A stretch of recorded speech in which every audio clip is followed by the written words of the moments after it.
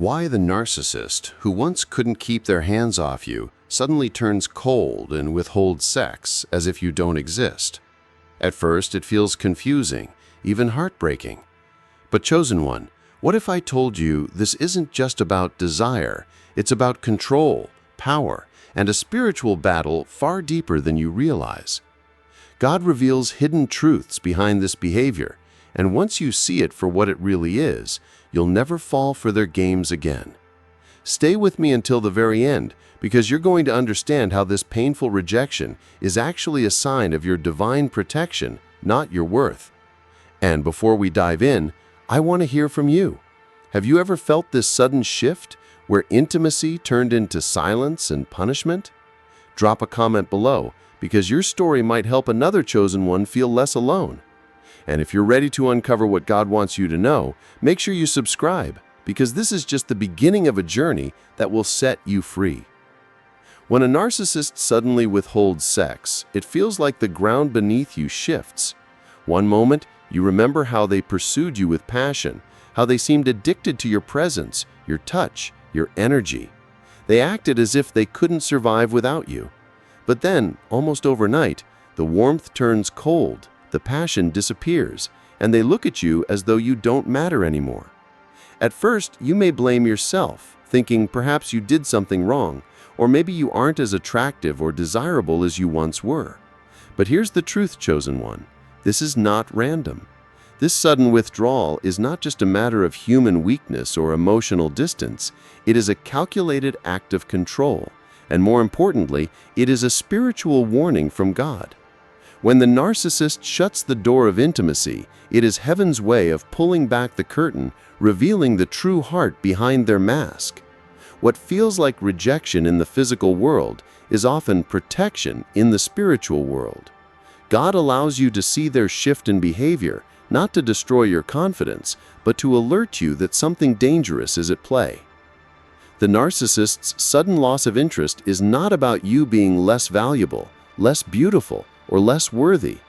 It is about their fear of the light that shines from you. You carry a divine presence, and intimacy with you is never casual. It is powerful, it is binding, and it carries weight. The narcissist knows, even if they can't explain it, that being connected to you on that level will expose them. Your light pierces their darkness, your purity confronts their corruption, and your spiritual covering threatens their demonic agenda. This is why they withhold. This is why they pull back, because every act of closeness with you reminds them of their emptiness. Every touch becomes a mirror of what they cannot be, and every embrace exposes their inability to love. God allows them to recoil because it uncovers the truth. They were never here to honor you, they were here to drain you. It is important to understand that narcissists often use sex as a weapon. In the beginning, they smother you with passion because they know that intimacy forms bonds. They hook you, not with love, but with a counterfeit closeness that ties your emotions to them. But once they believe they have you where they want you, they flip the script. Suddenly, what was once a tool to attract now becomes a weapon to punish. They withhold affection, not because they have lost desire, but because they know it starves your soul. It makes you question yourself, it makes you doubt your worth, and it creates a hunger they can manipulate. And yet, in the middle of this cruel tactic, God is speaking. The withdrawal is His signal to you. It is a divine siren warning that says, "This person is not aligned with your destiny." Do not mistake their silence for your failure. See it as my hand pulling you back before greater harm is done. The pain of sexual rejection is sharp because intimacy was designed by God to be a holy union, not a bargaining chip. When it is withheld, it wounds more than just the body. It cuts into the soul. That's why it feels so heavy, so personal, so humiliating. But God does not want you to stay in shame. He wants you to see the bigger picture. He wants you to recognize that when the narcissist withdraws, they are revealing the depth of their brokenness. They are showing you that what they offered was never genuine love, but a transaction. And as painful as that realization is, it is also your freedom. because the sooner you see their true motives, the sooner you can detach your spirit from their control. When it comes to intimacy, most people think of it as an act of love, connection, and closeness. But with a narcissist, it is something very different. For them, intimacy is not about giving or bonding, it is about controlling. From the very beginning, they study you. They figure out what makes you feel valued, what makes you open up, what makes you feel alive. And when they realize how much intimacy matters to you, they turn it into their most powerful weapon. At first, they may overwhelm you with passion. They shower you with attention. They pull you in with affection, and they make you believe you found something real. But this is only the setup. Once they feel you are emotionally invested, once they sense that you crave the closeness, they switch the game. The love turns into leverage, the intimacy turns into punishment, and sex becomes less about union and more about domination. This is not love, it is control. The narcissist knows that by giving you intimacy, they can hook you, and by taking it away, they can break you. It's a cycle designed to keep you on edge, always questioning yourself, always chasing after what they once gave so freely. Think about it. When they first entered your life, you may have felt desired in a way you had never experienced before. They mirrored your needs, made you feel adored, and convinced you that they were the center of their world. That intensity created a bond. But later, when they withheld that same intimacy, it left you desperate, confused, and vulnerable. This shift is intentional. It is their way of saying, I control when you feel loved, I control when you feel rejected, and I control how much of yourself you give to me. This is the cruel genius of the narcissist. They weaponize what is sacred. God designed intimacy to be an expression of love, a reflection of unity, a place where vulnerability meets safety. But in the hands of a narcissist, it becomes the opposite. It becomes a battlefield. They use it to dominate, to punish, to manipulate your emotions until you question your own worth. When they withhold intimacy, it is not because they no longer desire it. It is because they know you do. They know the absence will echo in your spirit, and that emptiness makes you easier to control. They play with your hunger, not because they want closeness, but because they want power. The most dangerous part of this is that for a time, you may blame yourself. You may wonder if you did something wrong, if you lost your attractiveness, if perhaps you are no longer enough. But chosen one, you must understand, this is not about your beauty, your value, or your worth. This is about their need to dominate. Their withholding is not a reflection of your lack, it is a reflection of their brokenness. They cannot love, so they control. They cannot nurture, so they punish.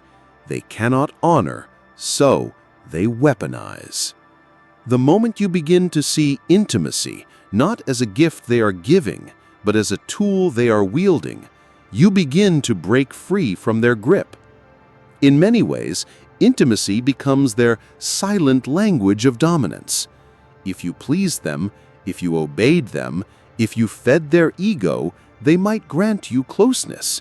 But if you challenged them, if you exposed them, if you failed to give them the worship they demanded, they withdrew it like a cruel parent taking away a child's toy. This is not love, it is discipline. It is their way of reminding you who holds the power. And the longer you remain in this cycle, the more you begin to confuse their control for affection and their punishment for your fault. But God's truth breaks this illusion. He reveals that true love does not manipulate, it does not punish, it does not hold intimacy hostage. Love is giving, not withholding. Love is freedom, not bondage. When a narcissist withholds intimacy, the damage goes far beyond the physical. It is not just about a body left untouched, it is about a soul left hungry. God designed intimacy to nourish us, to create a bond where two hearts feel seen, valued, and connected. In a healthy relationship, intimacy becomes a safe place to rest, a well of comfort that renews strength and builds trust. But with a narcissist, that sacred gift is turned into a form of starvation. They know you long not only for physical closeness, but for the deeper affirmation that comes with it. And when they deny it, they are not merely depriving your body of affection, they are aiming directly at your spirit, attempting to weaken your very sense of worth. This tactic is subtle but devastating. At first, you might not even recognize what is happening. You simply feel neglected, a little less wanted, a little less cherished. But as days turn into weeks, the hunger grows. You start questioning yourself. Am I not enough? Did I do something wrong? Am I no longer attractive or lovable? This is where the true damage lies. The narcissist's goal is not just to reject you physically, but to plant seeds of doubt in your soul. They want you to shrink, to second-guess yourself, to believe you must earn back what was freely given in the beginning. This spiritual starvation erodes confidence and leaves you vulnerable to their control. The hunger for intimacy is not simply about desire, it is about identity. When someone you love continually withholds closeness, it can feel like a silent declaration, you are unworthy of love. That unspoken message eats away at your soul day by day. And the narcissist knows this. They know that the longer they keep you in a state of emptiness, the more desperate you become. That desperation makes you easier to manipulate. It pushes you to chase after them, to work harder for their approval, to accept mistreatment in exchange for crumbs of affection. What they are starving is not your body, it is your spirit. But here's the truth, chosen one. What they deny you cannot define you. Their withholding is not proof of your lack. It is proof of their brokenness. In fact, it is often God's way of showing you who they really are. Because someone who truly loves you would never weaponize intimacy. They would never use your need for closeness as a tool to weaken you. Love builds, it never starves. Love nourishes, it never deprives.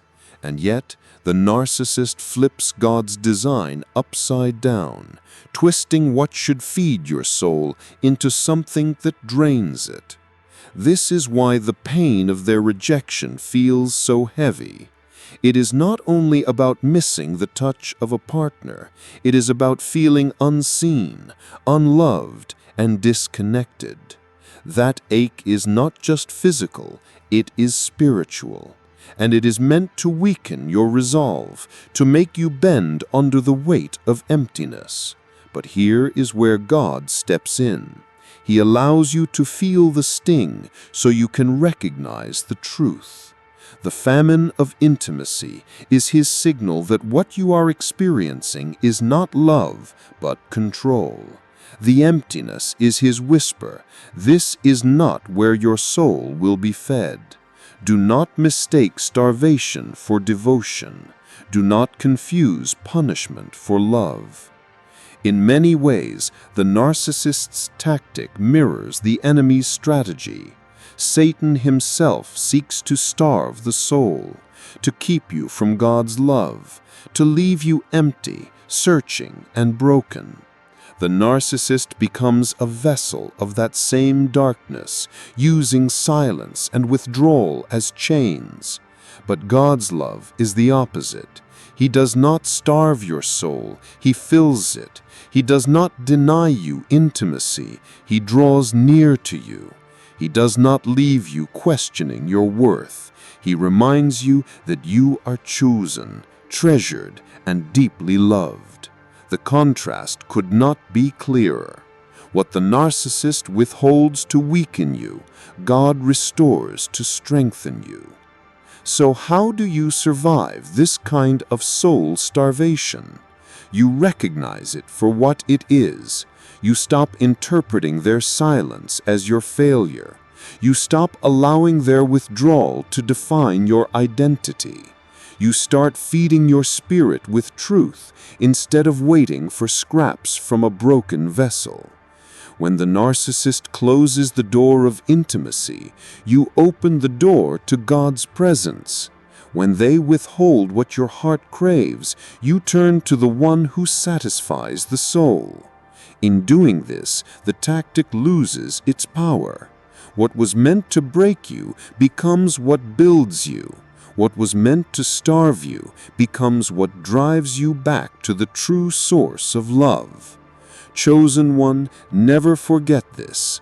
Withholding intimacy is not about you being unworthy. It is about you being targeted. They know your soul thrives on connection, so they try to choke the very life out of it. But you are not at their mercy. Your spirit does not live on their approval, their affection, or their attention. Your spirit lives on the truth of who you are in God. And once you know that, you cannot be starved, you cannot be broken, you cannot be reduced to chasing someone who was never capable of loving you. In the end, the narcissist's attempt to weaken your spirit by withholding intimacy will fail, because the very hunger they create in you will push you toward God, where your soul is finally fed. The very emptiness they leave will become the space where His presence fills you. The very rejection that wounded you will transform into a testimony of how God carried you, healed you, and restored your worth.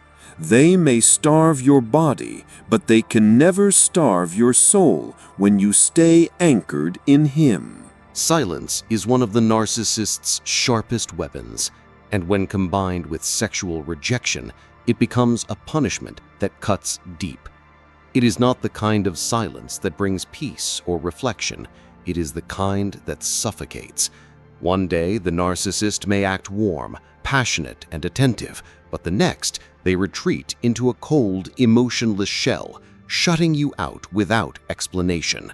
They withhold touch, they withhold intimacy, they withhold even the smallest gestures of affection, and in that void, you are left scrambling for answers. The silence speaks louder than any words. It whispers rejection, abandonment, and disdain. And yet, that silence is not accidental. It is intentional. It is their way of saying, I control the rhythm of this relationship. I decide when you feel valued, and I decide when you feel invisible. This is why it feels like punishment, because it is. The silent treatment is a psychological trap. It forces you into a cycle of self-blame, where you replay every conversation, every moment, every detail, wondering what you did to cause this sudden shift. You begin to apologize without even knowing what crime you committed. You try harder to please, harder to earn back what has been taken from you.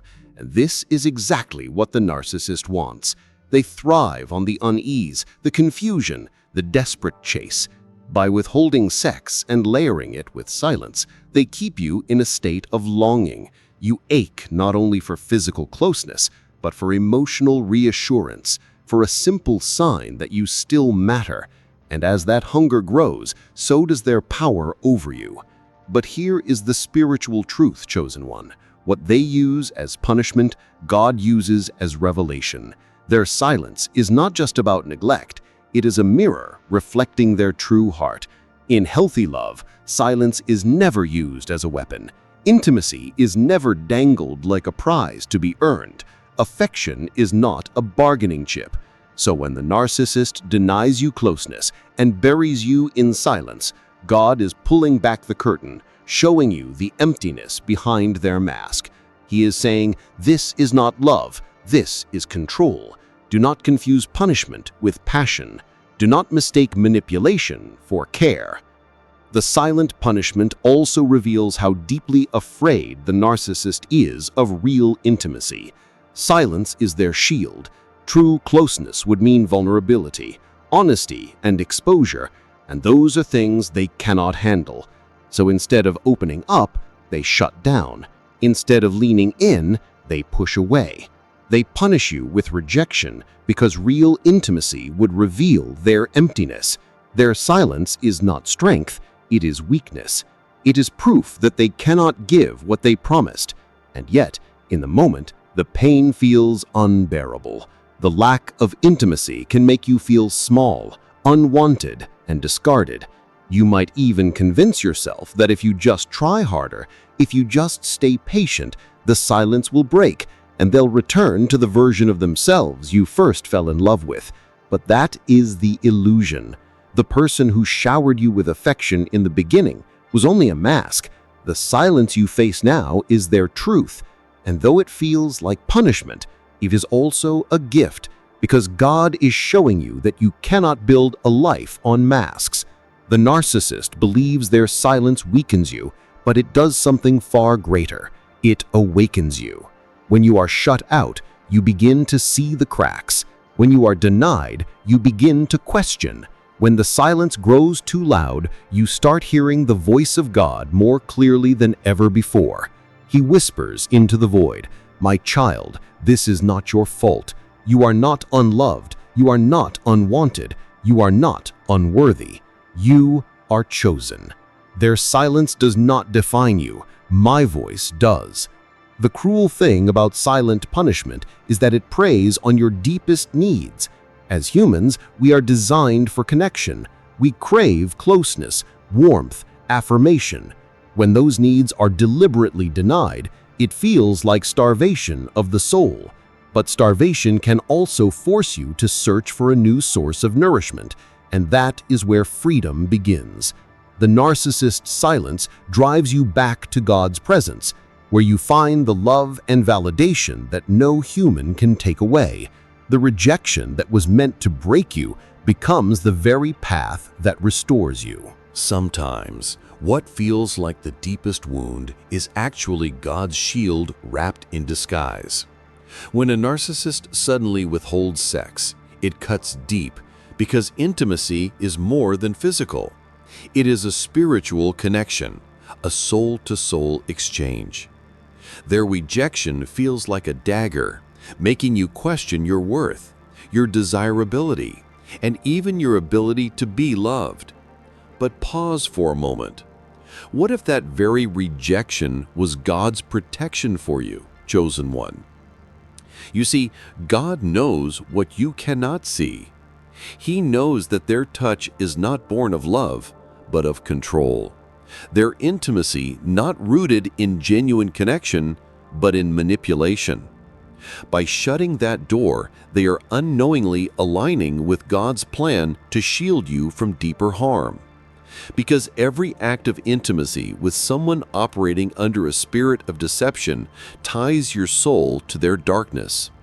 And so, God allows them to push you away, not to break you, but to break their hold over you. What you see as abandonment is in truth an unseen rescue, a divine wall between your purity and their corruption. This silence, this rejection is not your loss. It is heaven's intervention, saving your spirit from chains you didn't even realize were tightening. When the mask slips, it rarely happens with loud confessions or dramatic scenes. It often happens in the quiet spaces, in the things they withhold. A narcissist's refusal of sex is not just about a cold night or a tired excuse. It is a revelation of their true nature. In those moments, their performance of love begins to crumble, and the act they so carefully stage starts to show cracks. For so long, they may have used intimacy as a way to lure you, to keep you tied to them, to convince you that what you felt was real. But when they suddenly withdraw it, they expose themselves. Because love does not punish, and love does not manipulate. Their rejection reveals what has always been there beneath the charm: control, selfishness, and a lack of genuine care for your soul. Instead of a partner, you begin to see a puppeteer, someone who plays with strings to watch you bend. Their refusal unmasks their heart, not one of love, but of dominance and deceit. And while it stings in the moment, it is also clarity. Their mask is slipping, and for the first time, you can see who they really are when the performance ends. Weaponizing desire is one of the most insidious tactics in the narcissist's arsenal, because it is not just about the body, it is about the mind, the heart, and the soul. When a narcissist withholds intimacy, they are not simply refusing connection, pain that keeps you bound. By dangling intimacy in front of you like a prize, they create a cycle where you crave what they withhold, and in craving it, you slowly surrender more and more of yourself. This is not love, it is strategy. At first, they flood you with affection. The narcissist begins with what's often called love bombing, a wave of charm, attention, and physical passion that sweeps you off your feet. They use sex not only as an expression of attraction, but as bait, hooking you into the belief that you have found something extraordinary, something rare. During this phase, intimacy feels intoxicating, as if every moment with them is charged with electricity. Your brain begins to associate them with pleasure, comfort, and closeness. This stage is deliberate because it sets the foundation for the warfare to come. Once you are emotionally and physically invested, they flip the script. The same intimacy that felt like a gift suddenly becomes a weapon. The narcissist starts withholding affection without explanation. One night they are passionate, the next they are cold, distant, and uninterested. You're left confused, questioning yourself. Did I do something wrong? Am I no longer attractive? Did I upset them without realizing it? This confusion is not accidental. It is the battlefield they create. The silence and the rejection force you into self-doubt, and instead of seeing the narcissist as the problem, you start turning inward, blaming yourself. This is exactly what they want. They want you to chase, to try harder, to give more, all in the hope of regaining what they once freely gave. It is psychological starvation. Just as withholding food makes the body weak and desperate, withholding intimacy makes the soul ache and scramble for scraps of validation. The narcissist knows that the more they deny you, the more you crave them, because you remember the high of their affection. Like an addict chasing a fix, you wait for the next time they will reward you with attention. In doing so, they condition you to accept the cycle of reward and punishment, tightening their control over your heart and mind. This manipulation is not random, it is intentional. Narcissists thrive on power, and controlling desire gives them one of the deepest forms of control. They can reduce you to silence, shame, and longing without raising their voice. They can dominate not by what they give, but by what they deny. It is a form of domination that keeps you walking on eggshells, constantly analyzing their moods, constantly questioning your worth. You become trapped in a loop of craving and rejection, a loop they designed to keep you tethered. But here is the truth many do not see at first. Intimacy was never about love for the narcissist. It was about leverage. Where love seeks to connect, narcissism seeks to control. Where love desires to nurture, narcissism desires to dominate. They never give freely. Everything has a cost, and their affection comes with invisible strings attached. By weaponizing your desire, they reveal that their connection to you was not rooted in care, but in strategy.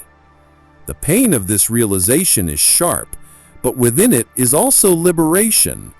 When you understand that the longing you feel has been manipulated, you begin to reclaim your power. You see that your worth is not determined by whether or not they touch you, by whether or not they validate you, by whether or not they choose to give or withhold. Their silence and their rejection are not reflections of your value, but mirrors of their emptiness. A person who must weaponize love and intimacy to control another is not strong. They are weak, broken, and terrified of true connection. Weaponizing desire is meant to keep you blind, but God can use even this warfare as a wake-up call. Sometimes the very thing that feels like punishment is protection. That ache you feel, that hunger for closeness, can become a reminder that real intimacy is not supposed to be conditional, manipulative, or cruel. God's love does not dangle affection like bait. True connection does not make you beg. The more you awaken to this truth, the more their tactic loses its grip. In the end, the narcissist's refusal does not reveal your weakness, it reveals theirs. Their inability to love freely, to give without strings, to embrace intimacy without control, unmasks the hollowness inside them. They want you to believe that you are starving because of something you lack, but the reality is that they are the ones who are empty. They cannot nourish your soul because they themselves are spiritually malnourished. The psychological warfare of weaponized desire is cruel, but it is also fleeting. For the chosen one, this war is not the end. It is the exposure of the enemy's tactics. Once you see the game, you are no longer a pawn. Once you recognize the manipulation, you can step back and refuse to play. And in stepping away, you make space for God's healing, for love that is pure, and for intimacy that is not built on control, but on trust, respect, and truth. So while the narcissist may withhold in an attempt to make you crave them, remember this: what they withhold is not real love. What they refuse to give is not the connection your soul was designed for. Their rejection is not your end, it is your awakening. Weaponizing desire may be their strategy, but breaking free from it will be your victory. And in that victory, you will see that the love you were starved for was never meant to come from them, but from the one who cannot be manipulated, the one who gives without conditions, the one who makes you whole. That truth turns their weapon into nothing more than a broken tool, powerless against the strength of a soul that finally sees the light. Breaking spiritual alignment is one of the most destructive tactics the narcissist uses, and it goes far deeper than the surface level of physical denial. When a narcissist withholds sex, it's not just about punishing your body. It's about shifting the entire foundation of your spirit. They understand, whether consciously or subconsciously, that intimacy is not just a physical act. It is a spiritual connection, a union where trust, safety, and love intertwine. For the chosen one, who carries a divine calling, intimacy holds an even greater weight. It is part of their alignment with God's design for healthy relationships.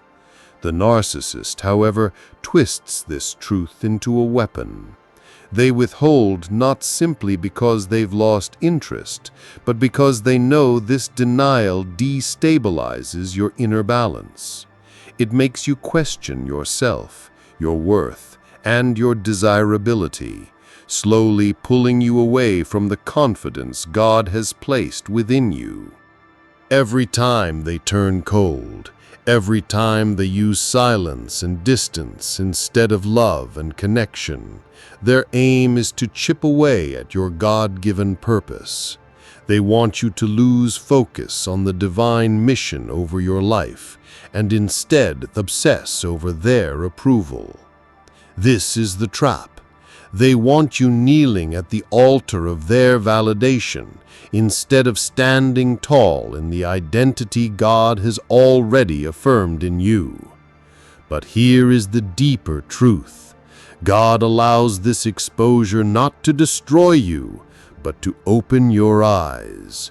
By seeing how fragile your confidence becomes in the hands of someone manipulative, you are reminded that your worth and strength must never depend on human validation, but on God's unshakable foundation. The rejection you feel is painful, yes, but it is also a wake-up call, a spiritual alarm that something is off in your alignment. Fear is a strange thing, chosen one. It hides behind masks. It disguises itself as arrogance, control, and coldness.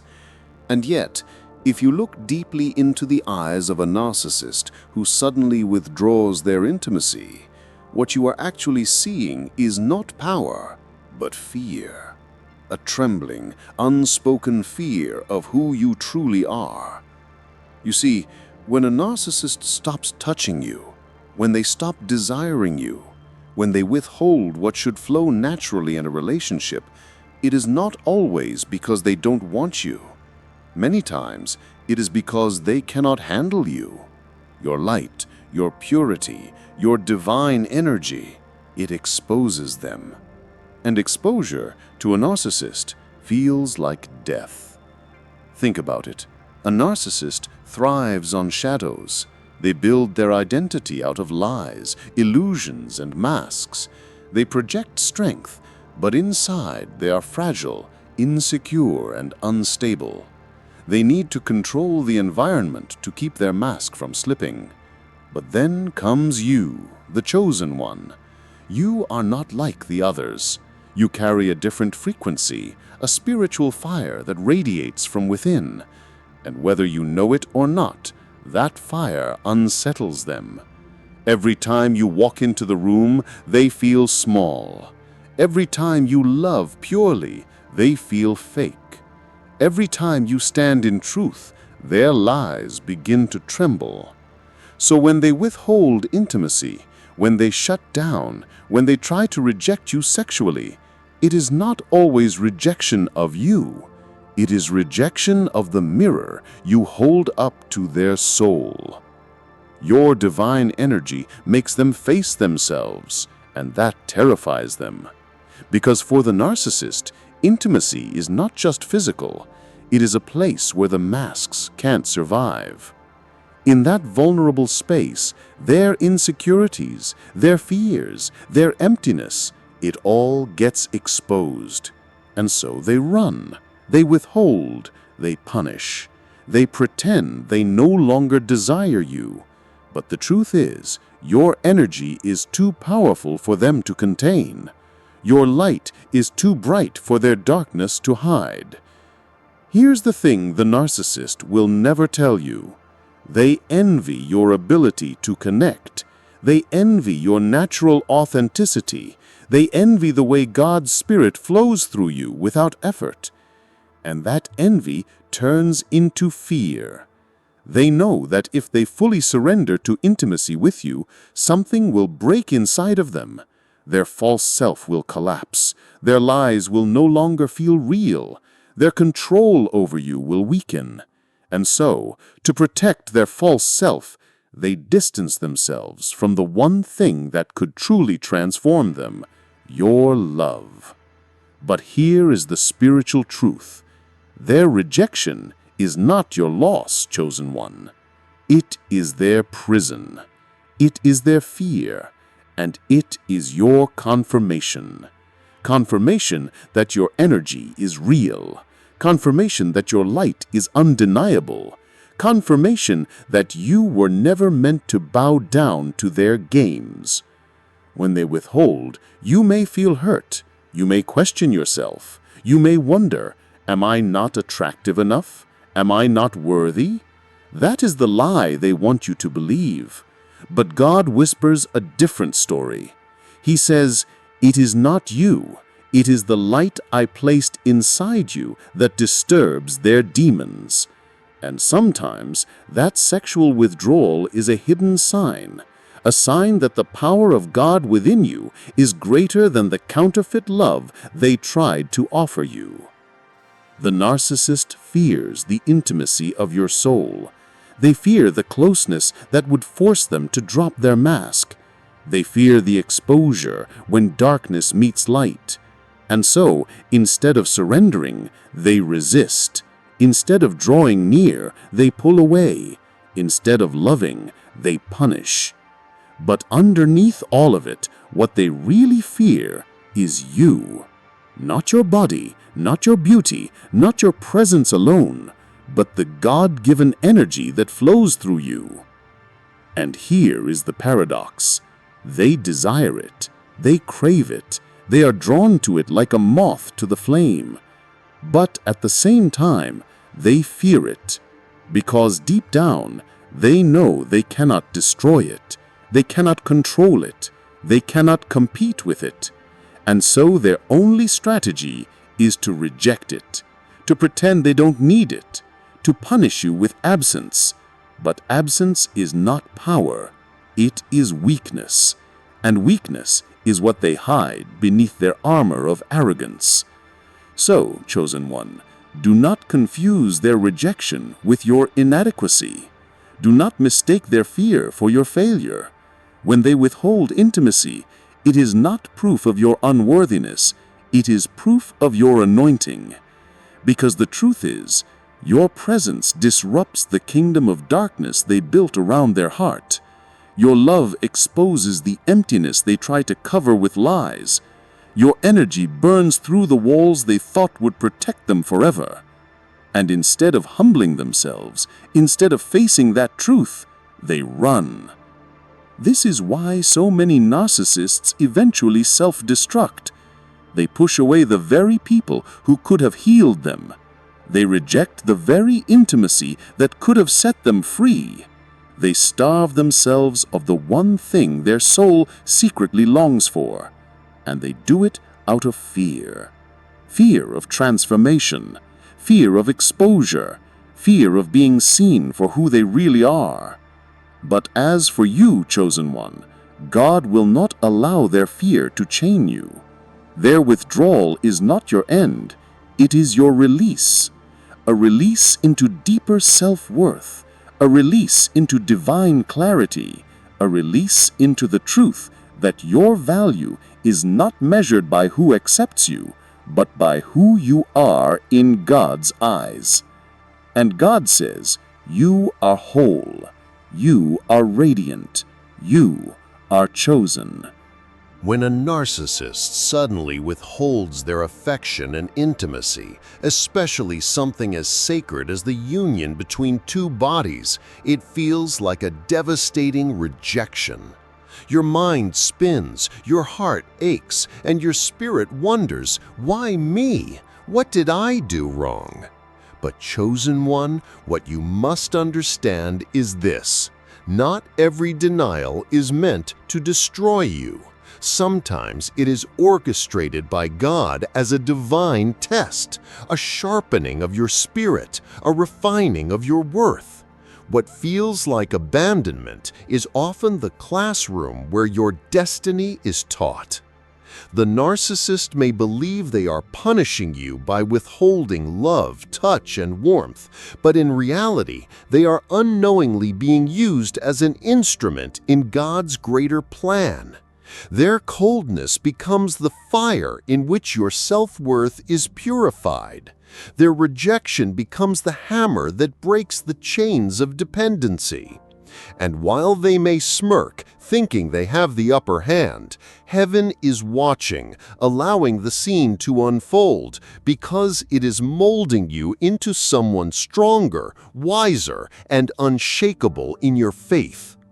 Sexual denial is not just about the body, it attacks the soul.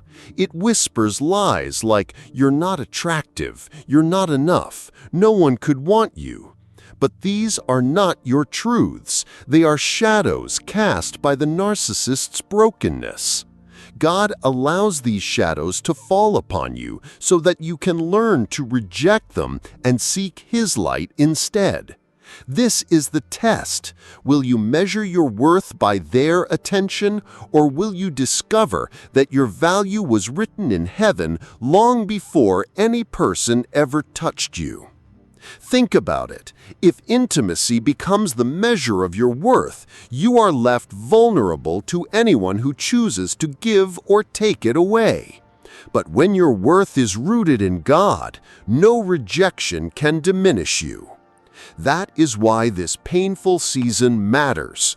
It forces you to confront the question, who defines me? If your answer is a broken narcissist, you will crumble. But if your answer is the Almighty, you will rise with a power no one can steal. This test also reveals where your true dependence lies. For many chosen ones, the narcissist was like a mirror, reflecting your need for love, affirmation, and belonging. But when the mirror turns cold, you are left searching for a new reflection, one that only God can provide. He strips away the false intimacy to show you the deeper intimacy He desires with you. In those nights when you lie awake feeling unwanted, He whispers, "I am the one who made you. I am the one who calls you worthy. My love is eternal. My embrace is everlasting." The narcissist thinks withholding sex is their way of control, but unknowingly they are pushing you closer to God. Every time they turn away, you are invited to turn upward. Every silent rejection becomes a call to prayer. Every withheld touch becomes a reminder of the arms that never let you go. The test is not about surviving loneliness, it is about finding wholeness in God's presence.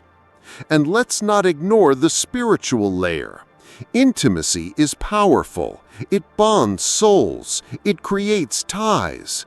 When God sees that the one you are tied to is corrupting your spirit, He may allow the rejection to protect you. What feels like abandonment is in truth preservation. You are being spared from deeper entanglement, from giving your spirit away to someone who would only drain it.